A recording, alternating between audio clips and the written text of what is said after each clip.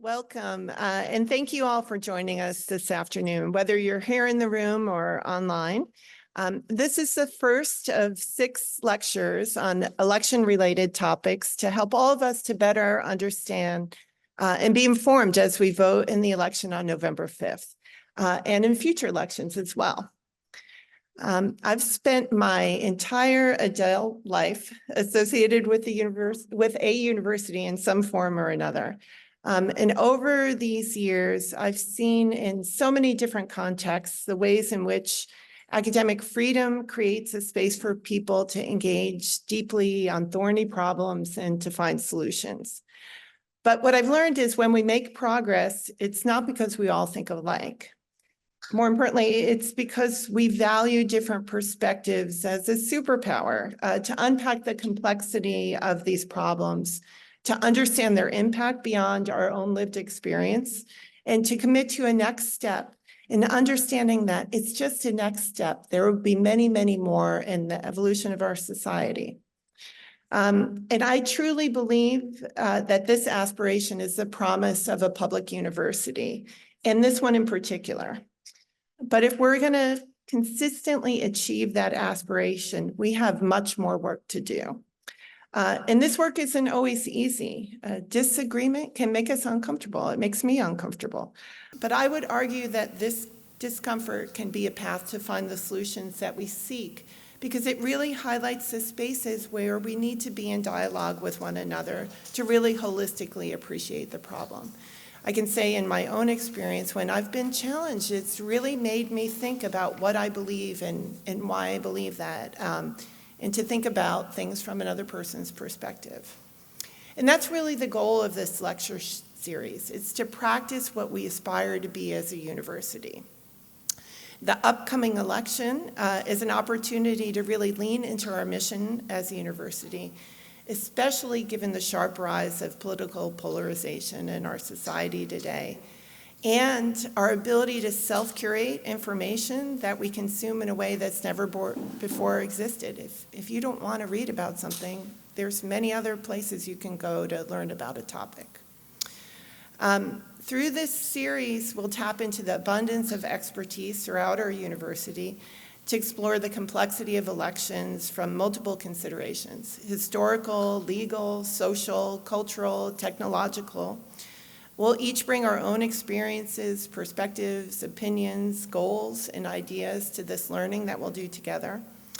And it's my hope that this series is a place where we can expand our own perspective by sharing ideas with respect and good intentions, knowing that each one of us is coming to this conversation with the same outlook. So as we prepare to cast our votes, this broad perspective will help us to make our own choices on whom can best represent us across the complexity of issues facing our world today. So I'd like to thank the faculty who lead these discussions for sharing their expertise and this important time. The College of Arts and Sciences for co-organizing this series with my office, the iSchool, the Evans School, and the Law School for their partnership, especially faculty in each of those schools and colleges. I hope that you'll attend the rest of the series. Details and registrations are at uw.edu/provost/2024 election.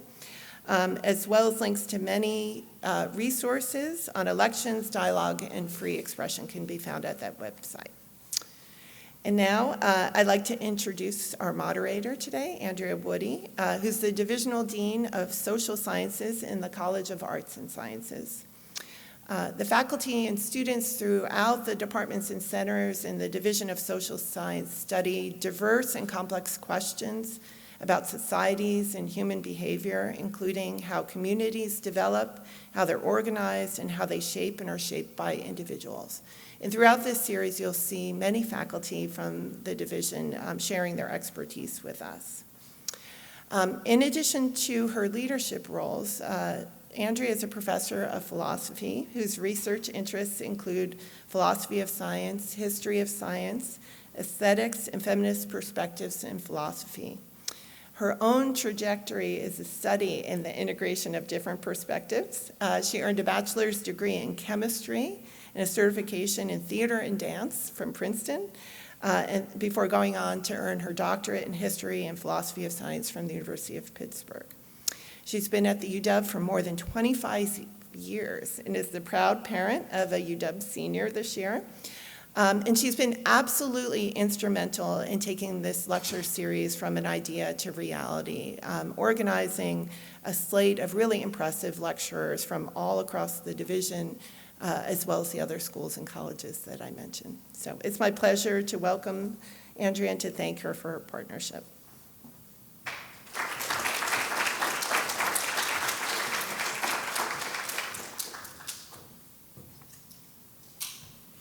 Thank you so much, Tricia. As Tricia said, I'm Andrea Woody. I'm the Divisional Dean of Social Sciences in the College of Arts and Sciences here on the Seattle campus. I want to welcome everyone here today, those of you who are in the room, and also special shout out to our community partners in Tacoma and Bothell. I hope there's some fun watch parties going on there, and we're really glad to have you with us. I want to start by thanking some of the people who make these sorts of events possible. This is something that has been spearheaded from the provost office, and it's a collaboration really of faculty and staff across the campus. And I think it comes from a felt need last spring in the wake of everything that unfolded, both in our world and on our campus last year, that we needed to find ways to be together and to have collective experience rather than feel isolated and often as if we were alone in the struggles that our world faces. So I want to send, in addition to thanks for all the faculty you're going to hear from, and it's an amazing group, I want to send special thanks to Greta Essig and Lance Kistler in the College of Arts and Sciences, and to Jason Johnson and Elizabeth Lowry in the Provost's office, who have been the backbone of the organization and planning for this series. I also thank the staff from the College of Arts and Sciences Dean's Office for helping in all the logistics surrounding use of this room and our food today. It truly takes a village for these events, and I am so grateful for the wonderful teams that we have. Now, before we start, I'd like to share a little bit with you about the lecture series as a whole. And in doing so, I'm really speaking, I think, from a personal perspective, as a philosophy professor on this campus who spends most of her days now doing administrative work, but who I think has spent an enormous amount of time in the past year thinking about what leadership in the academy looks like.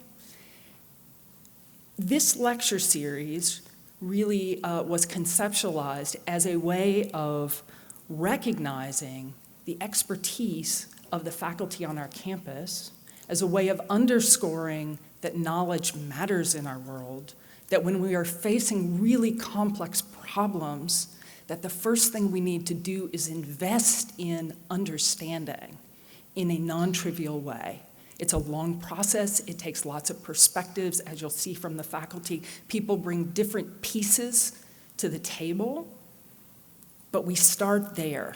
And that is something that universities, as essentially knowledge production enterprises, has to offer to our communities as a whole. Right? And I think this is something to keep in mind when we sit on the campus and so many things are happening in the world around us. And it is easy, both for instructors, administrators, students, to wonder about the relevance of what we're doing in our classrooms. And I want to encourage you to lean in, to recognize that the education that you are getting here is supposed to provide the foundation, not just for you to get a job. That is surely important, but also to help you decide how to navigate an incredibly complex world. And if you don't really dedicate yourself to the task, if we don't do it collectively, we will see what transpires. Because the reality is that the challenges of today that we see are ones that our students will live with longer than any of the rest of us. And here I can't help but think about this from the perspective of a parent of a Husky student who's 19 and getting ready to head out.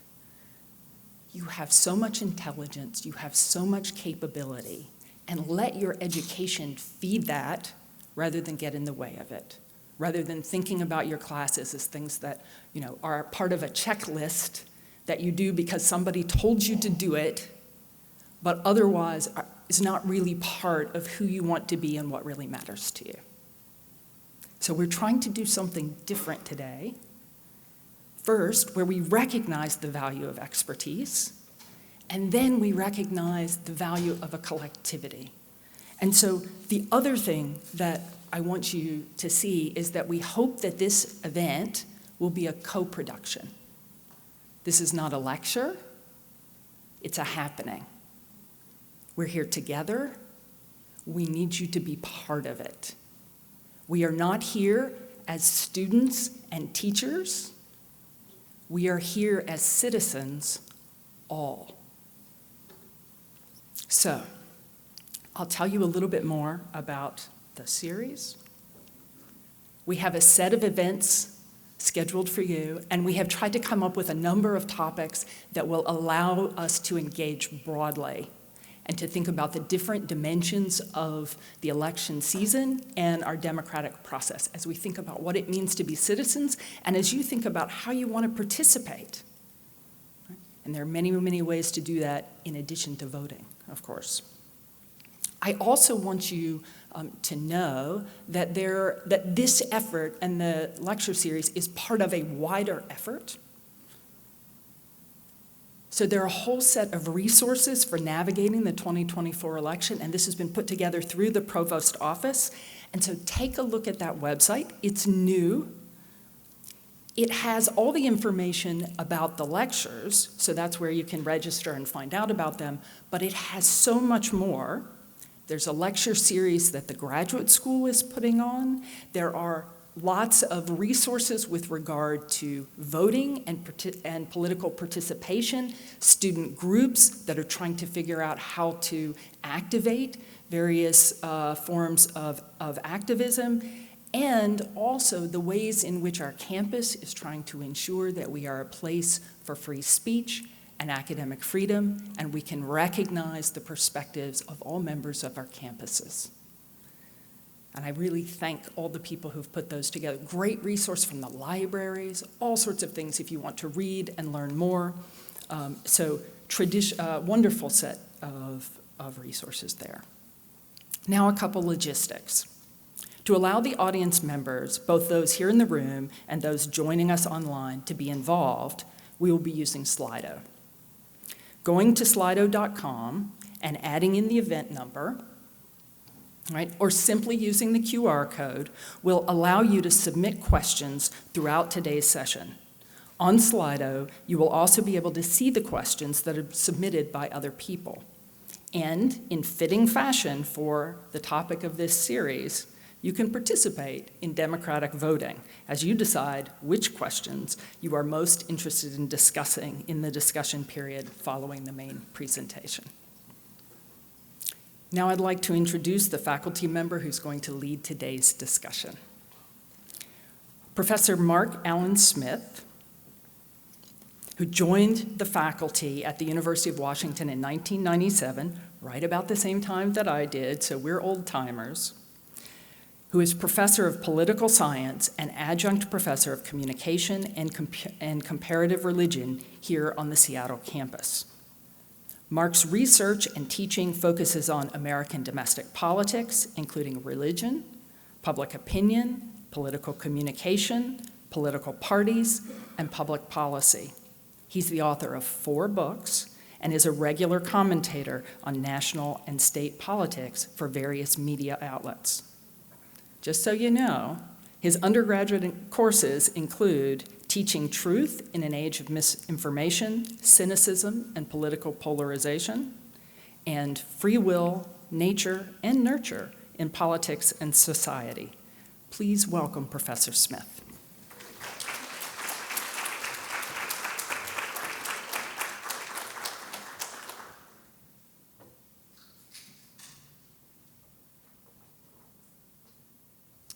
Thank you, Dean Woody, for that generous introduction.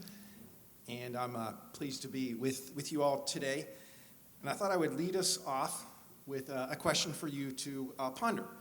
And it is, where do a person's political beliefs, opinions, and values come from? So I will give you a few seconds just to think about how you would answer that.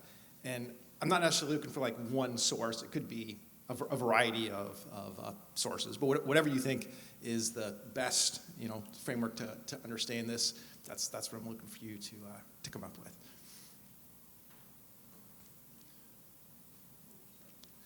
All right, so I presume you've had a chance to think about the question. So let me collect some of the answers and kind of see what you came up with. I will say I've done this exercise in front of various groups, so I have a pretty good prediction of what are the sorts of things that people will say. So let's see how many of these resonate with you. So how many of you said political beliefs, opinions, and values come from parents and family? How many of you said that? Okay, a lot. So that's probably, 3/4 of the room. How many of you said they come from school and education? Okay, a lot, not as many as parents and family, but a lot said that. How about they come from where a person grew up? How many of you said that? Okay, probably about half the room.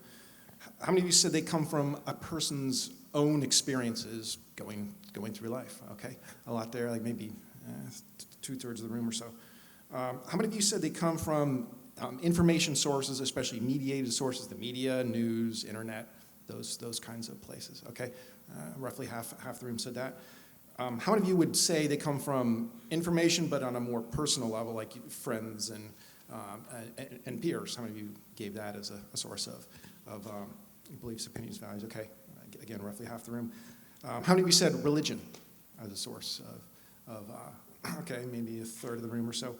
And finally, how many of you said person's own identities, especially race and gender, but other kinds of identities as well? So a lot of you said that, again, maybe roughly half the room. So this little exercise is going to be relevant about 15 minutes from now. But for now, I'm going to table it and come back to it. And the point I want to bring up next is going to relate to political polarization. So this has been a major topic of study in political science in the last couple of decades. So I just want to get a basic definition on the table. And this is a definition that comes from the Pew Research Center, which is a survey research organization. They do a lot of work, especially in the religious realm, but other topics that connect up to politics. And their data is widely trusted in the research community as being of high quality. That doesn't mean that this definition is like the last word, but it's at least something to get us started. So they say that political polarization is the vast and growing gap between liberals and conservatives, Republicans and Democrats.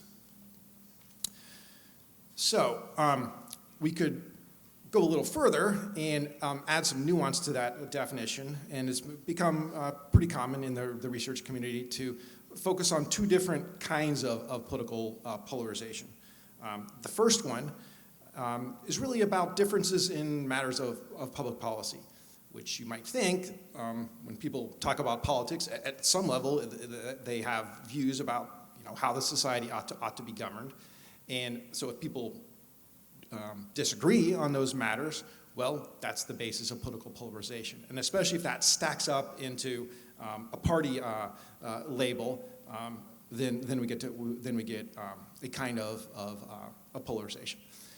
So this relates to things like, what do you think tax rate should be, or various kinds of taxes on who and how much, or how should the healthcare system be structured, at least the public component that public policy can influence, or what should climate change policies be, what kinds of efforts should be implemented in that domain, or should abortion be illegal? If so, when, where, under what conditions? All those are matters of public policy, and people do in fact disagree on those matters. And so if over time people become further spread out so that the range of views is kind of clustering more towards the ends, and there's fewer people, say, in the middle, like, well, that would be a kind of polarization. So for quite a while, that was kind of the standard view in political science, was that polarization was about differences in matters of public policy. But in the last 10 years or so, there's been a lot of focus on the second kind of polarization, which we call affective polarization. So affect with an A, meaning emotions, sentiment, feelings. This is a different kind of polarization, where this is a matter of, at a visceral level, how do you feel about the quote other side, or people in the other party, or however you want to think about it. Do you think that they're good-natured people who are going through lives trying to make the best of it, just like you are, or do you think there's really something wrong with those people? Like, how could you possibly think like that? Well, if it's the second, then we're into the realm of affective polarization. Now notice that you can have affective polarization independent from whatever is the level of policy polarization. Because after all, people may not even necessarily know what the quote other side really thinks. And there's a big research literature on this. There's a lot of misperceptions actually out there. And there's more overlap, at least in the mass public, media environments and elites and so on. That's sort of a different story. But among the mass public, there is a lot more overlap than you might think. But people can misunderstand what the quote other side really thinks. And even independent of whatever your differences are in matters of public policy, you may think there's just something wrong with, quote, those people. And if so, we're talking about affective polarization. So here's a couple of graphs to demonstrate these two kinds of polarization. This first one is derived from roll call votes in the US Congress. And it's kind of a complicated measurement scheme, but ultimately you have roll call votes which are on matters of public policy. Occasionally they're symbolic, but for the most part it's, funding for this, or changing this law or this regulation, and so on. So they are, at the end of the day, voting on matters of public policy. So you take all of the roll call votes, and then you figure out how each member voted, because they are publicly recorded going back a very long time. And then you try to scale it to figure out essentially who is voting with who, to figure out the voting coalitions. And then you can array the members on a scale which is often interpreted as a left-right scale. That's not inherent in the data, but it's at least a reasonable interpretation of it. And what this graph is showing you is, when you do that exercise and you take the average position of the Democrats and the average position of the Republicans, and then you subtract them, effectively you're getting what's the gap between the parties. And what this graph shows is pretty big gaps at the end of the 19th century, beginning of the 20th century. But notice that big dip in the middle of the 20th century, and then a rise, the gap becomes bigger starting in about the mid-1970s. And that line keeps going north since then.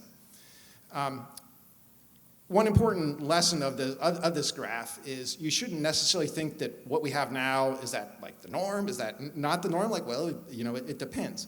The the House of Representatives for sure, and maybe the Senate as well, is somewhat more polarized now than was the case at the end of the 19th century, but not that much so. And if you think that the norm is like, well, everybody should get along, and there should be these bipartisan coalitions and so on. Well, there was a period of that for a few decades, and for many people in the room, myself included, if that's when you came of age, you may think like, well, that's the way it always is, but that's just a historical contingency. But the upshot is, this is a measure of policy polarization. But then I'm going to show you a graph of affective polarization. So the last one was on the US Congress. This is on the mass public, so these are ordinary people, as measured by the American National Election Studies, which is a every 2-year survey done by a group of political scientists to get the highest quality data possible. These surveys cost many times more than an ordinary survey you might see in the media, because a lot more care is taken with following up on people, getting good response rates, getting the best data we can. So this is a graph of what are called feeling thermometers. So the way this works is you give people a series of groups, and this has been done about many groups in society, and you ask, what's your feelings about this group? And you ask them to rate it on a scale of 0 to 100. Do you feel very warm toward this group? So that's 100. Do you feel very cold toward this group? That would be a 0. Somewhere in the middle, that'd be a 50. And you can do this about any group, the elderly, African Americans, poor people, pick any group, you can do this sort of exercise for it.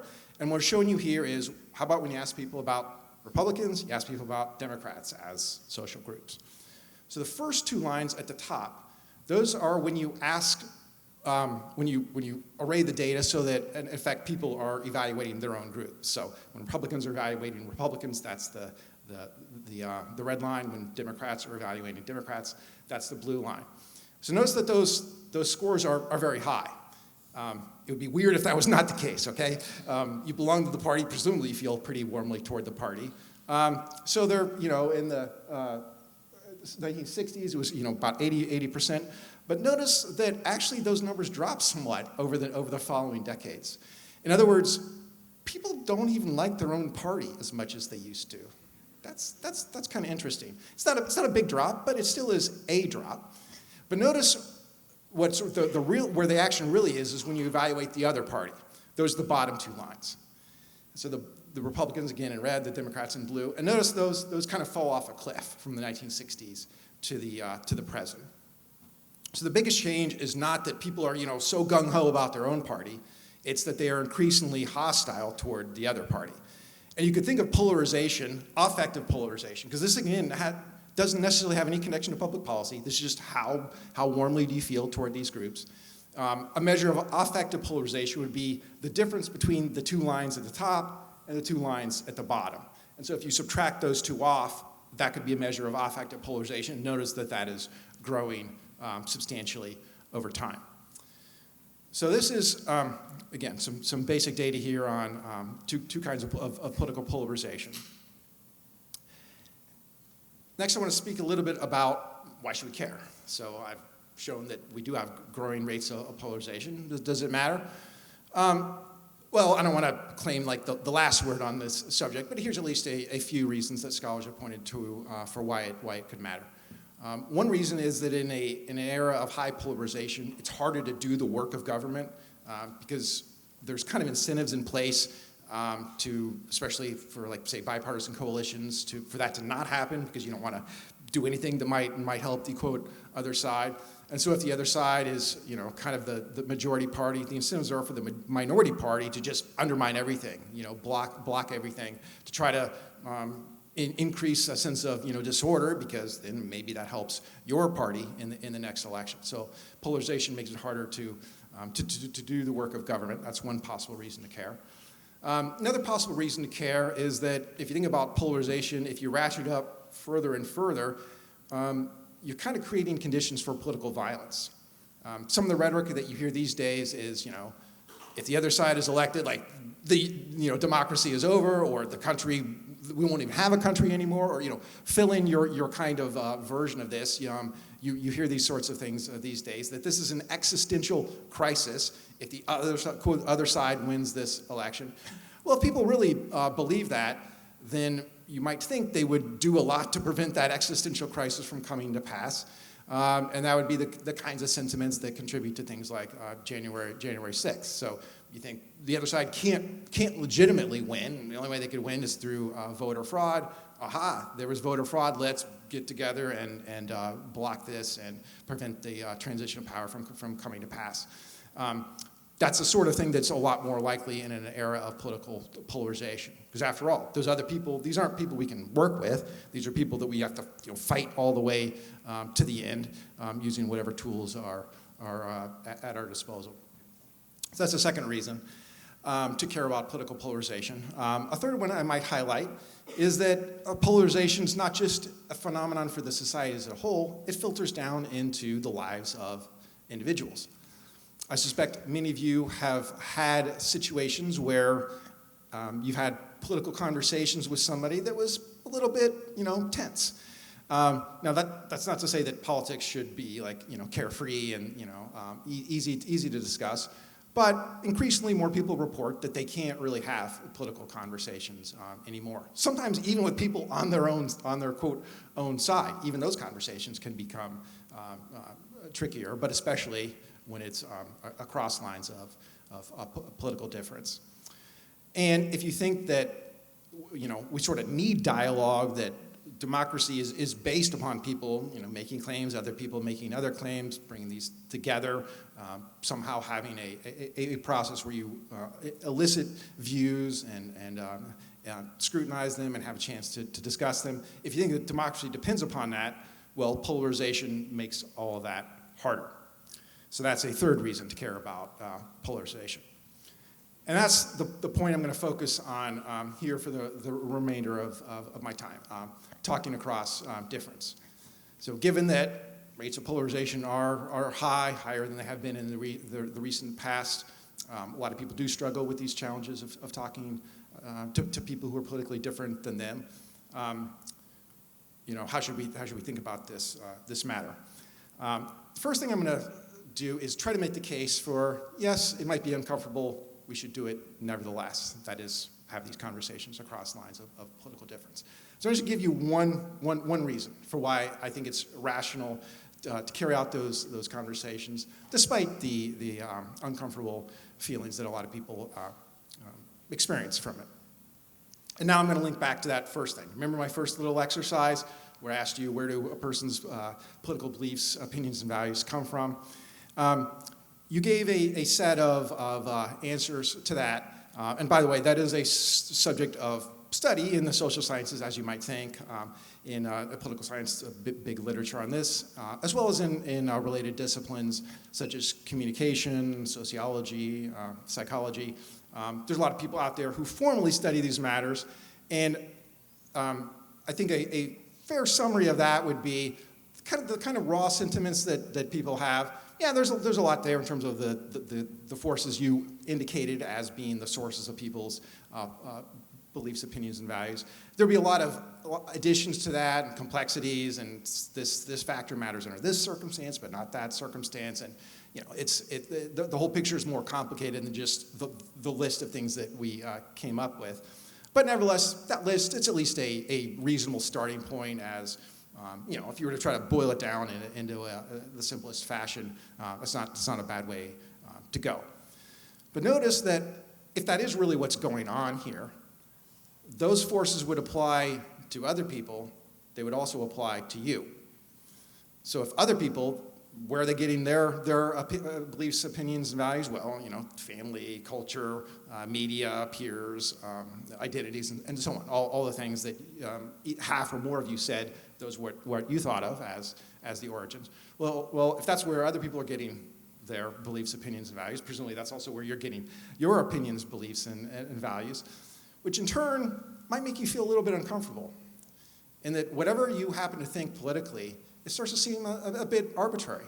Like, okay, well, you are who you are because of this set of forces that's interacted with you.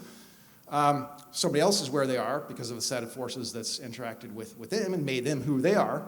Well, you might feel very strongly that what you think is the right way. This is what's true and honest and good. But presumably the other people, well, they think what they think is true, honest, and good. But if both of you are just the product of, your particular, set of causal factors that have brought you to where you are, it does make where you end up seem arbitrary. It's just kind of the way it played out. But how does it have any inherent connection to what is truly true if it's like a factual statement, or best if it's, say, a value statement? And that's where dialogue comes in.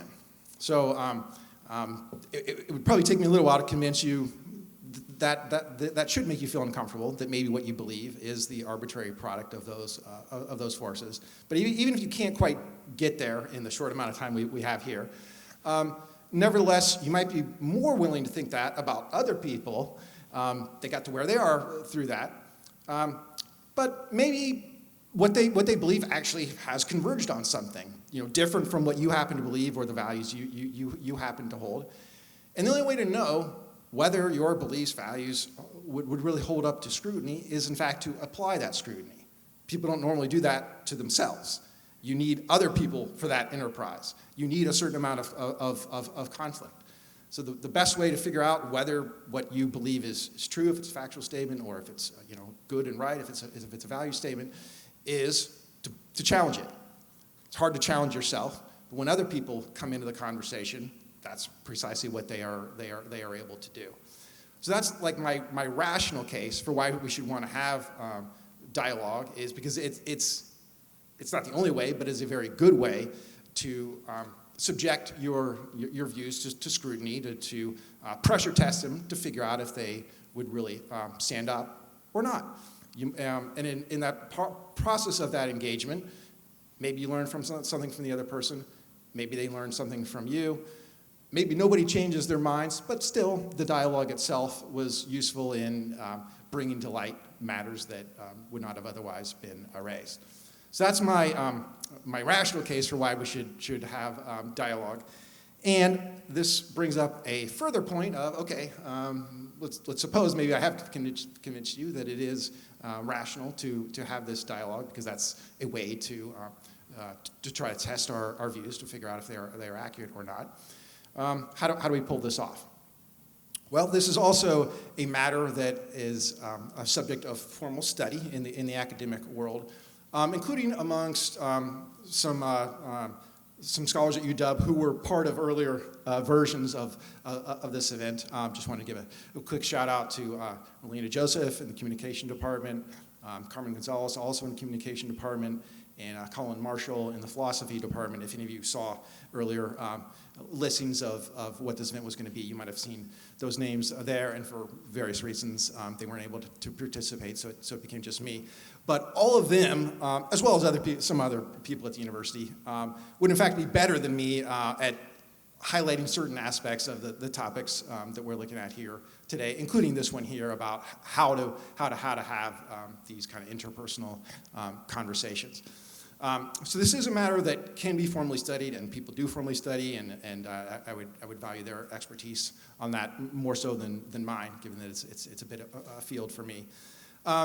It's also the case that this is something that pretty much everybody has some experience with. So there's a lot of things like this in life where people study in the academic world, that's great, and people also have experiences that are kind of separate from the formal study of it, and there's value in that too. And this is one of those topics where I think we need both. You can learn something from the formal study, and people have some intuitions that they have built up over time that also can give us some insights. So with that in mind, I'm going to try to tap those insights that you might have developed over the course of your lives. So the question I'm going to pose to you is, what if you were to make a list of 2 or 3 kind of guiding points that you would offer for how to have conversations across lines of political difference, what would be your advice to somebody? If someone came to you and said, what would you tell people for how to have better conversations? What would you say? And so here I'm going to want to give you a chance to discuss this with each other, briefly, given the amount of time we have here, but nevertheless, draw upon those experiences. And so your goal here is to emerge with a couple of ideas of here's what we can do to have better conversations. So I'm going to give you a chance to do that. We'll do that for a few minutes. I'll call you back, and we'll solicit some of those and see what you come up with. So go ahead and talk to whoever's close by on that matter.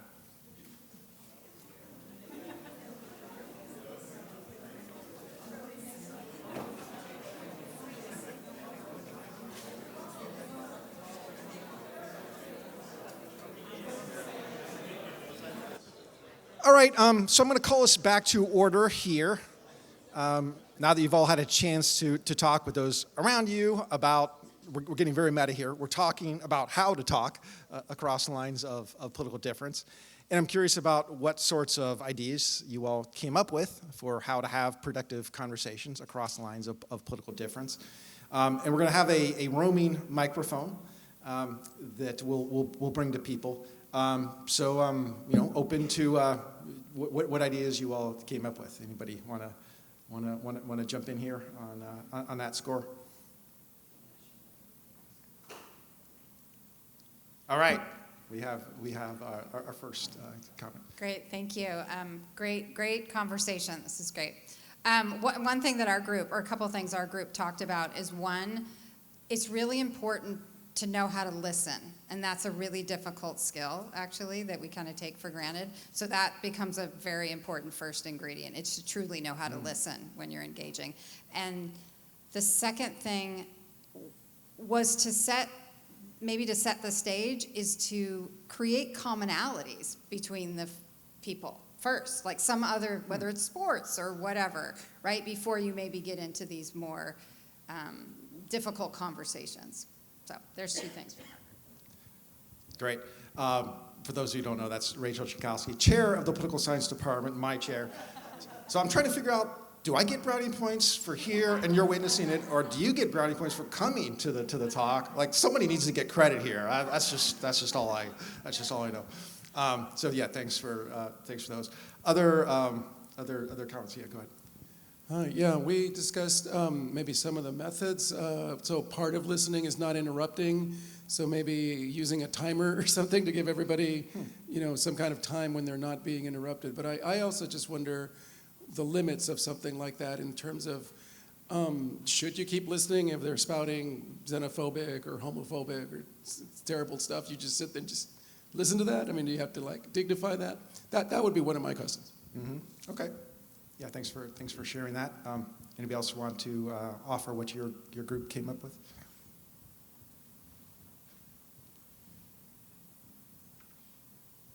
Thank you. Hi, everyone. I'm Anis Rahman. I'm sorry I was late. I just finished a class and ran here with my colleague here. So we talked about several strategies. One of that was to maintain civility, right? Not to let it escalate to emotional level. And then another advice was to use information and fact to base your argument or opinion instead of making a speculation or comment based on no information. And one practical example of that was, what if a climate denialist tells you that, do you know that producing electric batteries releases more pollutant to air than gas or petrol or octane? So if you say your fact is wrong, you're offending the person, risking escalation, right? But if you say you might be right, but what happens in long term? What if that creates less pollutant in long term? When you believe in the evolution of the battery needing less resources from existing infrastructures. So you create doubt in that person's mind instead of offending that person, right? So then you can have further conversation. So rejecting them outright causes more difference than commonalities. So that's an advice. Thank you. Yeah, wonderful. Anybody else? Looks like we have one over here in the middle. We talked about, going back to your point, that we have our own opinions and political affiliations because of some of our experiences or our upbringing, and recognizing that within ourselves and understanding creating commonalities, but also understanding your differences as not anything you can't overcome, and leading with empathy with that. And I think just recognizing the conditions that you were brought up in aren't always shared, and understanding those differences, I think, will help conversation and empathy. Sure. Yeah, wonderful ideas there. There's one in the middle here if you wanted to circle back around.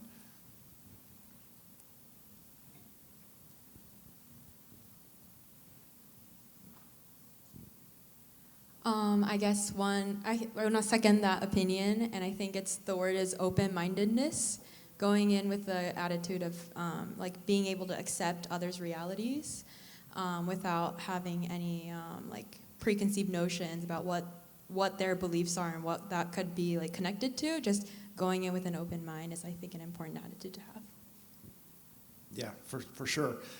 So to some extent, this exercise here is a microcosm of really what a university should be, of people coming together, investigating matters, using open-mindedness, drawing upon experiences, creating empathy with others, and opening up that investigation. But possibly, as was mentioned also in the back, there's got to be some sort of limits on that. Figuring out what are the limits is a challenge.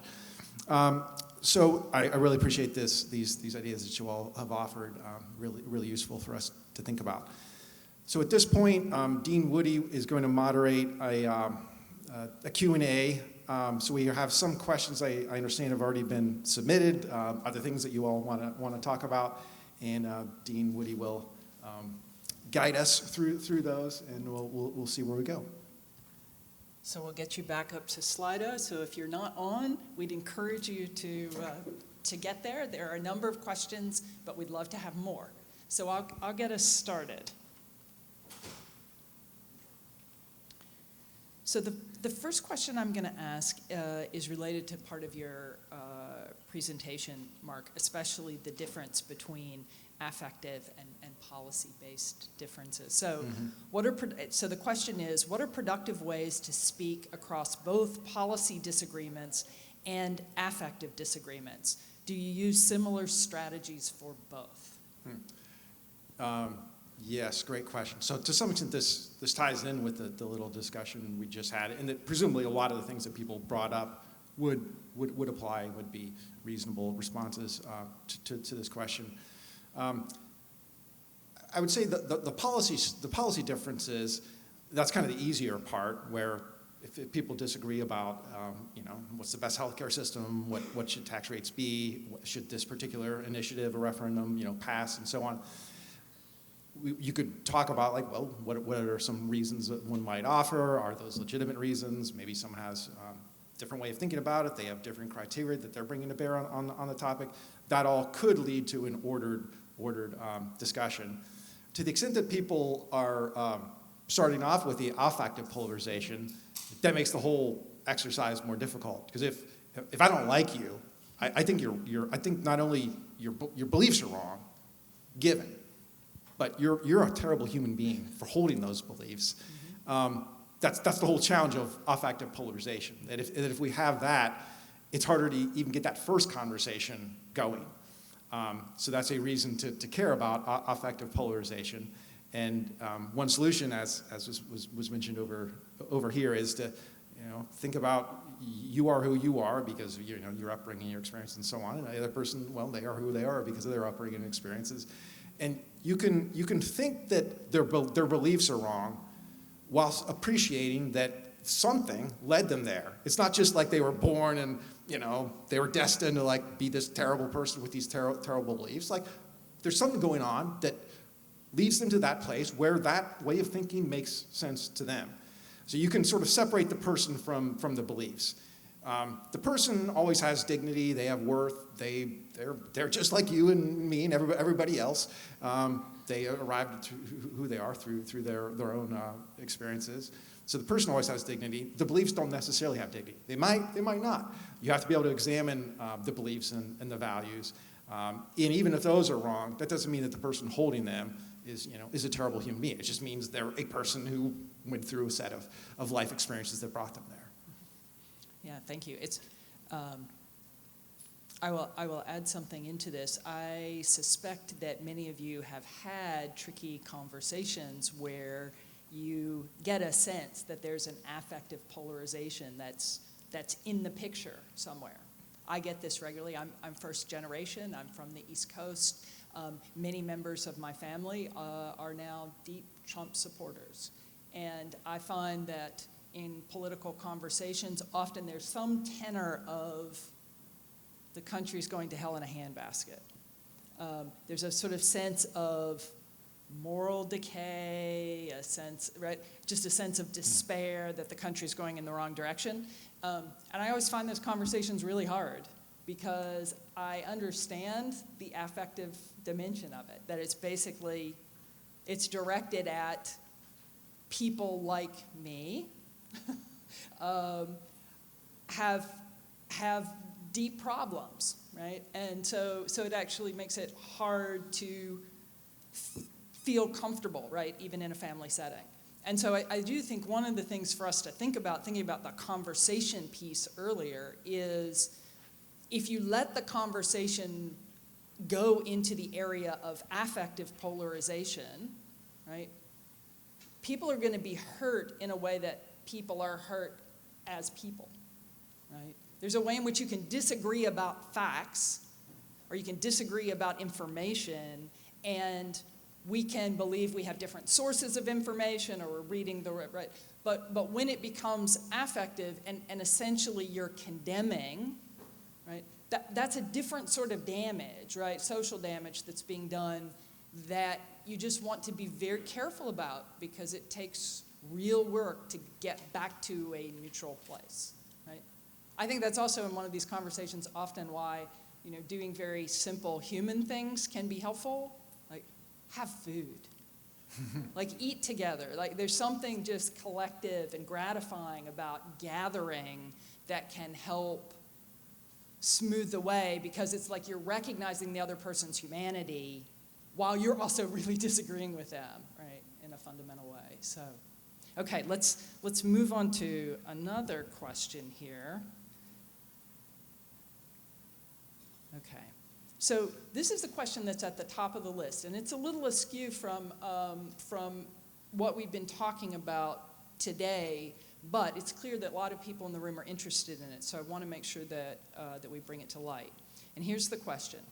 How can international students who can't vote in the U.S. elections get involved with conversations about U.S. politics? Policies affect them too. Yeah, I love that question. Certainly, if you're an international student, you're not a citizen, you're not eligible to vote, but you can do just about everything else that is politically relevant. You can have the conversations, you can go to protests, you can join groups, you can participate in civic life in a whole range of ways other than voting, which, as Provost Serios mentioned at the outset, that's not the only means of political participation. And if you want, like, some talking points or things, to use maybe for your the Americans that you might be interacting with. Certainly in political science and in political theory, there's a long tradition of people having an insight into a place from not having been there. They have this in anthropology too. I think it's the Edic and the Emic, and I can't remember which is which, but one is the insider's view, the other is the outsider's view. Both are valuable. But if you've lived in a place and like this is where you grew up, you have certain insights. You might see certain things, but there's also things that you might miss that only someone who didn't grow up there can observe. Famous example is, we say, Alexis de Tocqueville, one of the best books on both democracy and one of the best books on America, rolled into two volumes, but in any case, an extensive work. And so, having that vantage point is really valuable. Now, I'm not sure how you quickly translate that into communicating that to, say, an American audience, but most of the time you don't have to. Like, if you just start talking and you have something, meaningful to contribute, meaningful to say, things that you've observed, that right there is your starting point. Thank you. Another question. Do you think that political violence is more closely related to affective polarization? Is your graph on affective polarization a reason to be worried? Yes, I would think it is more closely tied to affective polarization than to policy polarization. Because if it's policy polarization, presumably we have processes. As individuals, we form beliefs. We have elect people. They pass policies. Maybe there's some sorts of compromises that come in along the way. Any policy dispute potentially could be brought to bear, and maybe not everybody gets everything they want, but you end up with something that is broadly acceptable to a wide range of people. With affective polarization, if it's just about who's in charge and who's not, and who feels like their voice is heard and whose voice isn't heard, and my team's winning, your team's winning, that's a lot harder to bridge. Like, where's the potential compromise that comes into play with respect to affective polarization? So that is the one that's the greater concern for political violence, because policy disagreements can be bridged, and sometimes people who didn't get what they wanted in policy now, well, you build a movement, you change policy sometime down the road. But if it's a matter of affective polarization, you're just playing an entirely different game. Thank you. So, related question, which is what role do facts and logic play if we're in an age of affective polarization? Does affective polarization have to be met with some other kind of connection or appeal? Yeah, so another great question. I should say on this one, and really the earlier ones too, I don't want to present myself as like the only possible response to these. I happen to be the person on the stage, so I will address the question. But this is another one where, like you did on the earlier one, having a philosopher jump in is really useful as well. But my take on it would be that facts and logic still matter in that, and there's actual research on this. There was this idea that was popular about 15 years ago that like if people believe something was false and you try to correct the misinformation, they just dig deeper and it doesn't work and it just entrenches them. There was a study that showed that it didn't replicate well. The research since then shows no. People will change their beliefs when presented with correct information. That doesn't necessarily mean that all of the downstream things that those beliefs are linked to also change. So, but nevertheless, that earlier finding has not held up well. So even in an age of polarization, of both policy polarization and affective polarization, facts, logic, data, evidence, that whole cluster of things still matter. They still do drive things, and I would argue they should drive things like even if you think the other side is just deeply immoral and flawed and so on. It doesn't really do you much good to like just say those people are terrible because, well, why should I, if someone agrees with you at the outset, they're like, okay, yeah, they're terrible, but that's not gonna ever convince anybody. The only way you can ever convince anybody is to give them a good reason why, they're terrible. And at that point, you are bringing in the facts, logic, data, and evidence. Okay, so I'm gonna ask a more personal question. Someone asks, I think to you directly, right? With whom do you disagree academically, and how do you engage across difference in your own circles? Who do I disagree with academically? It's kind of built into the whole academic enterprise that there are those disagreements within fields, and so every time you write something for publication, you presumably think you have something to contribute to this topic, and no article or book will ever say, hey, this topic's been thought about a lot before me, and everybody nailed it, and so I'm just gonna repeat something that everybody else said. It's sort of built into the process that you have to have something new and different, a unique contribution. With graduate students, I always tell them, sometimes they take this too far, and especially when they start out, they're like, I'm gonna take everybody down. They were wrong, and they were wrong, and they were wrong. This whole literature is just terrible, and I'm gonna show what a bunch of fools they were.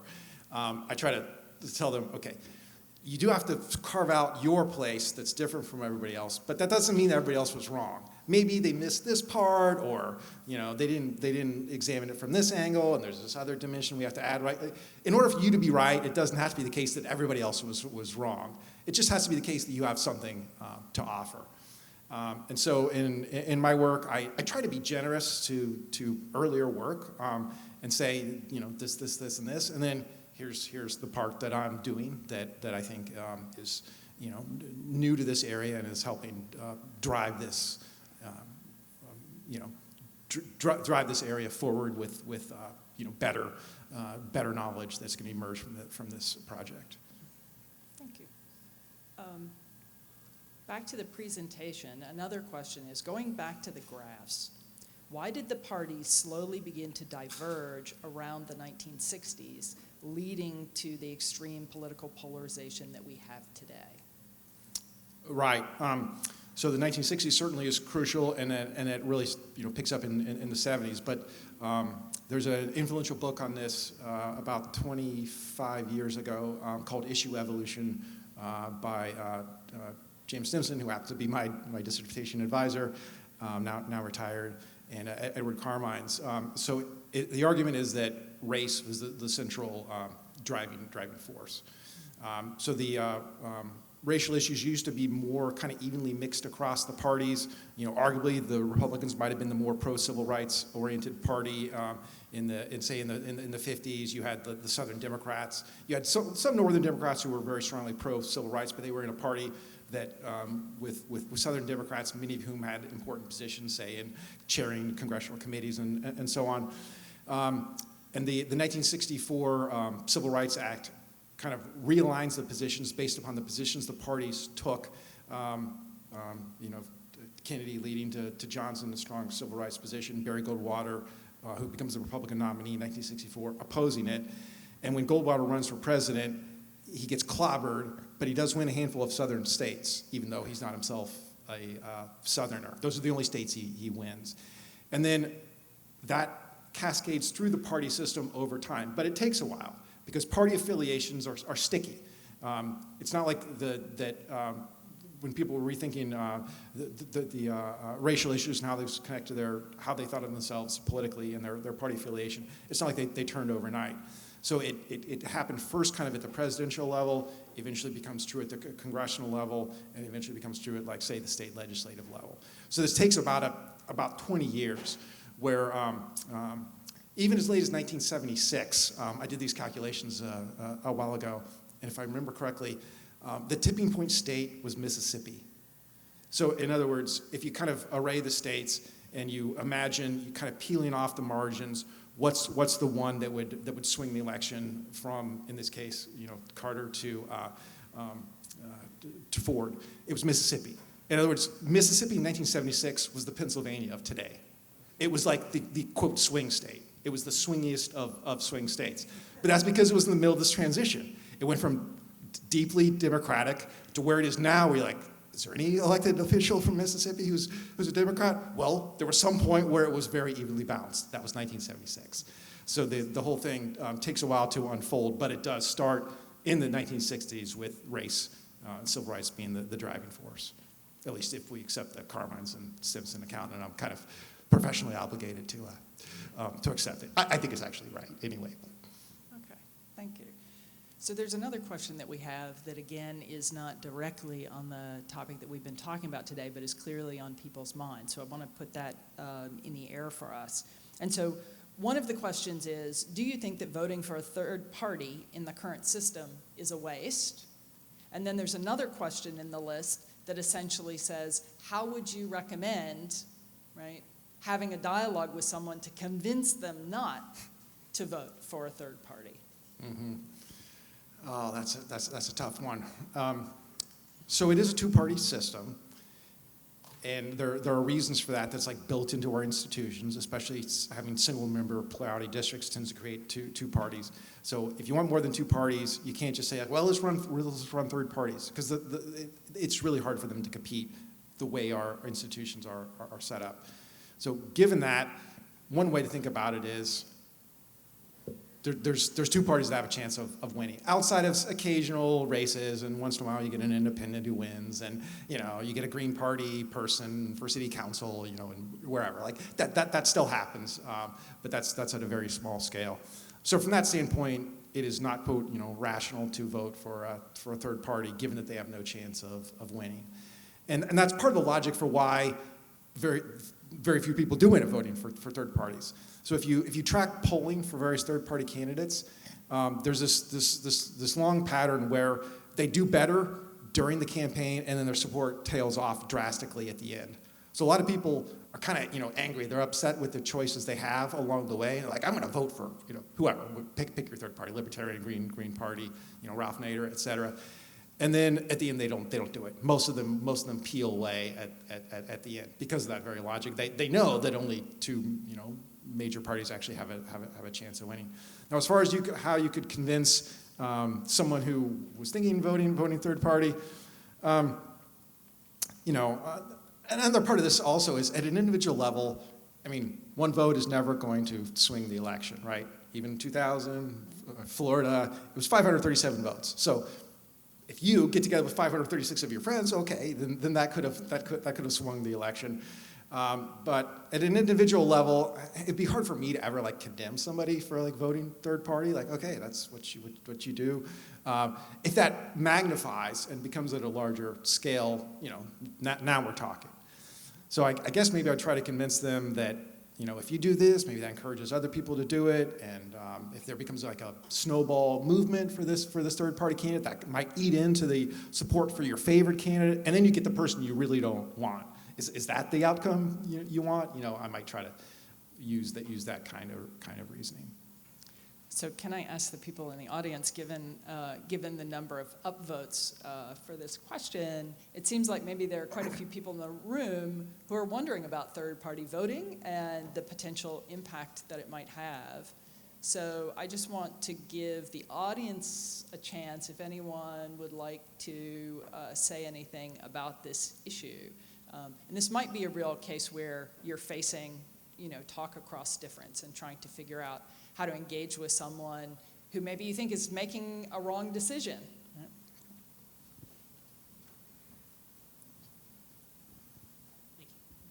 I sympathize with people who vote third party. Like, there definitely is a lot of frustrating aspects with both parties in the current political system. But at the same time, the current US political system just sort of makes it so that only one of those two parties is going to win. So you have to be pragmatic with who you end up selecting. And you just have to, it's hard to be that pragmatic when voting is such an emotional process. But I think once you can convince someone to, look at it from a more rational perspective, which is pretty tough, to be fair, then you could sort of get the outcomes that you want. Like, maybe if you could, I think it'll be more important actually to forget about voting third party in national elections and maybe voting for that in a lower stakes election, which is still fairly important, like your local city elections or maybe even state elections, where it doesn't really lead to such drastic effects like in the presidential elections. So yeah, that's where I stand on it, at least. Thank you. Anybody else?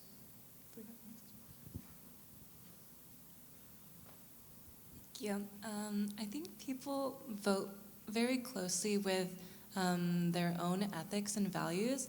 And I don't think it's necessarily our task to dissuade people from voting to third parties, just because that's their belief system.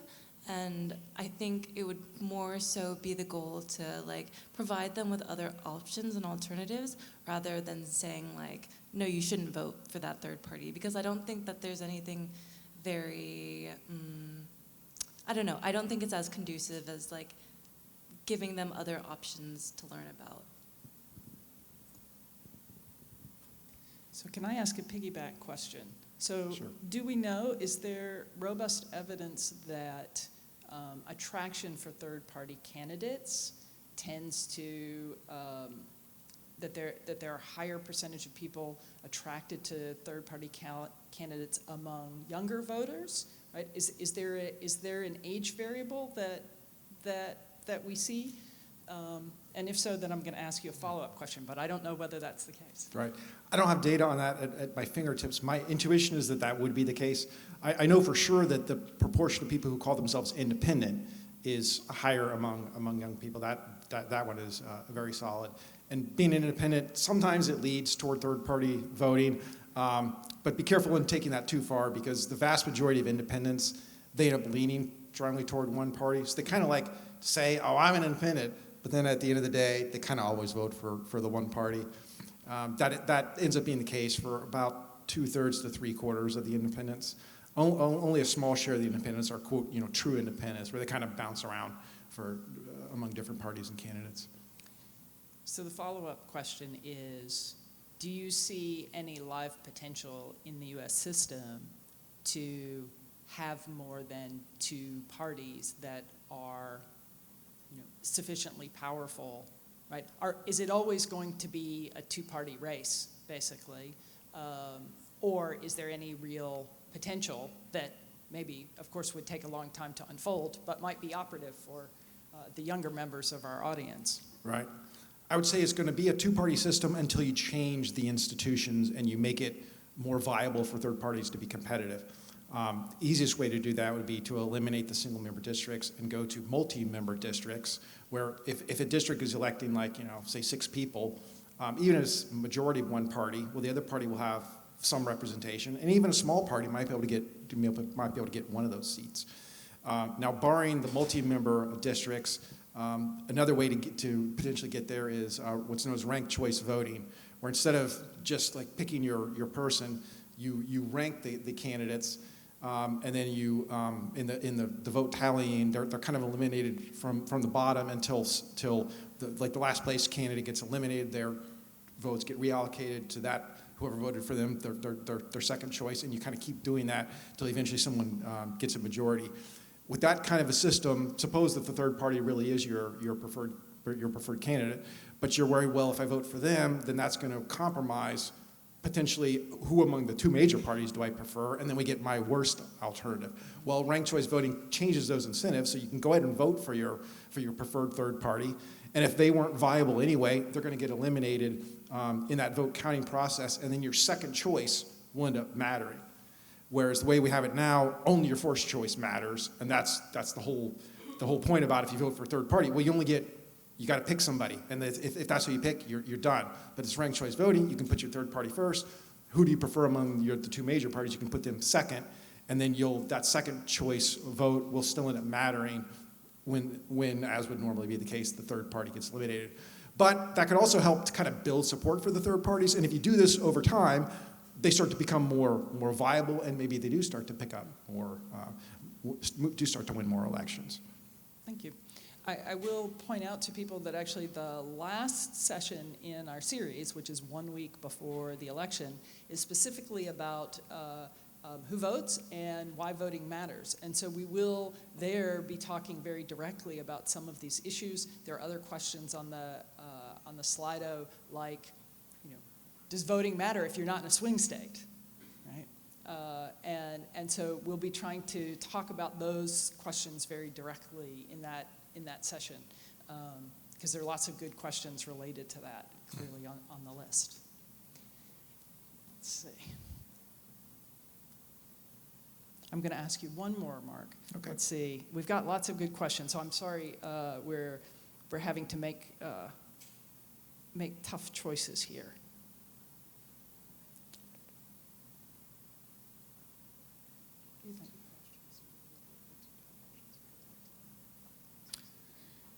Yeah. It seems like, well, yeah. We already asked that one. So I'm going to ask you, one of the questions is, do our perceptions of politicians mimic parasocial relationships? And does this one-sided extension of emotion lead to increased polarization? If I'm picking up on what I think the question is getting at, with parasocial relationships, the idea is, you hear someone a lot, and you really feel like you know them.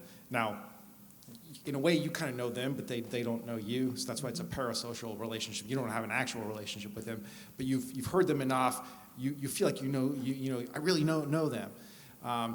And I've heard that mentioned, like with, say, celebrities or podcast hosts or so on, where their audiences really feel like they know them, even though these are people living in wherever they are, not interacting often with the masses, so to speak.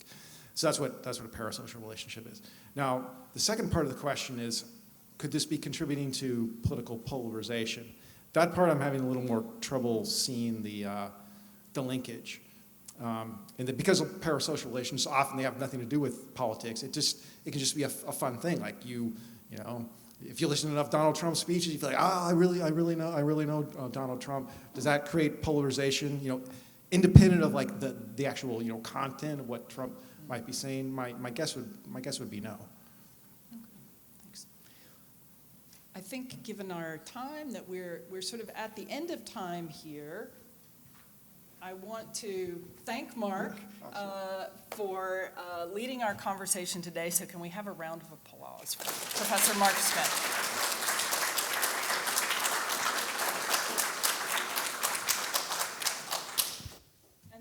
Thank everyone, including all the people working behind the scenes who've made the session possible. And I want to encourage you all to come back next week. Here's a preview for our next session. So next week, same day, same time, in Guggenheim 220, and that is going to be a conversation that's going to be led by the UW Center for an Informed Public on protecting election integrity. It should be a very good session, food as well. And as you prepare to leave, I'll remind everyone that the next event on the national stage for politics is coming up very shortly. The debate of the vice presidential candidates starts at 6 p.m. Pacific. So it's on CBS. Grab some pizza and go find a place to tune in. I wish you all a good evening. Thank you all for coming.